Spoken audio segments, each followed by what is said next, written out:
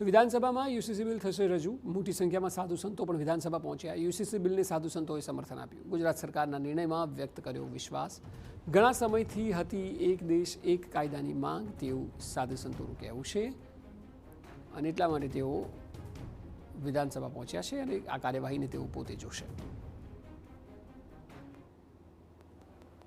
વિશ્વ પરિષદ આરએસએસ વર્ષોથી જે માંગ કરતી હતી એક કાયદો આજે આપણી વચ્ચે પસાર થઈ રહ્યો છે। અતિ આનંદની વાત છે। જે વિરોધ કરે છે રાજનીતિ કરે છે।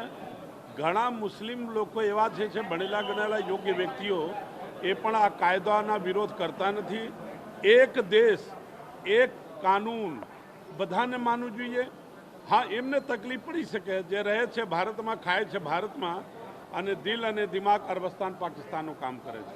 આજે જે ગુજરાત સરકાર વિધેયક લાવી રહ્યા છે ખૂબ જ મહત્વનું છે। ગુજરાત સરકાર અત્યારે જે પસાર કરવા જઈ રહ્યા છે એમાં ગુજરાતના તમામ ધર્મના સંતો એમની સાક્ષીમાં આ વિધેયક પસાર થવાનું છે અને ગુજરાતના તમામ ધર્મના સંતો આજે આશીર્વાદ સાથે આ વિધેયકને સમર્થન આપી રહ્યા છે। ગુજરાત વિધાનસભામાં યુસીસી ચર્ચા તે પહેલાં તમામ જે સંતો છે તે અહીંયા પહોંચ્યા છે। સીધા તેમની સાથે વાત કરીશું। ભાજપ વર્ષોથી જે વાત કરતો આવ્યું છે તે આજે વિધાનસભામાં ચર્ચામાં આવશે અને સાધુ સંતોની હાજરી। આજે ગુજરાતમાં એક ઐતિહાસિક કાયદો આવી રહ્યો છે અને આનંદની વાત એ છે કે સંતોનું સાનિધ્ય છે। બાકીની જે માહિતી છે અમે વિધાયક પસાર થયા પછી આપીશું।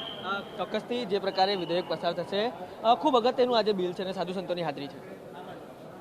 આજે બહુ ઐતિહાસિક બિલ ગુજરાત સરકાર જ્યારે પસાર કરવા જઈ રહી છે ત્યારે દેશના યશસ્વી વડાપ્રધાન શ્રી નરેન્દ્રભાઈ મોદીના સ્વપ્નની અંદર આજે એક નવું મોરપીંછ ઉમેરી રહ્યું છે।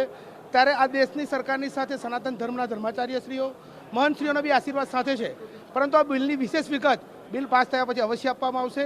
પણ હાલ તો સમગ્ર સાધુ સમાજથી માંડી સમગ્ર સનાતનીઓની અંદર એક ઉત્સાહ અને ગદગદિતાનું વાતાવરણ છે અને આ ભારતીય જનતા પાર્ટીની સરકાર જે કહે છે કરી બતાવે છે એવા વિશ્વાસ સાથે સાધુ સંતો આજે આશીર્વાદ માટે આવ્યા છે।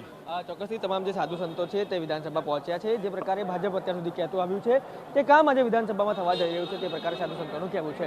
તેમના પરથી ઇમરાન શેખ સાથે રોનક વર્મા, TV9 ગાંધીનગર।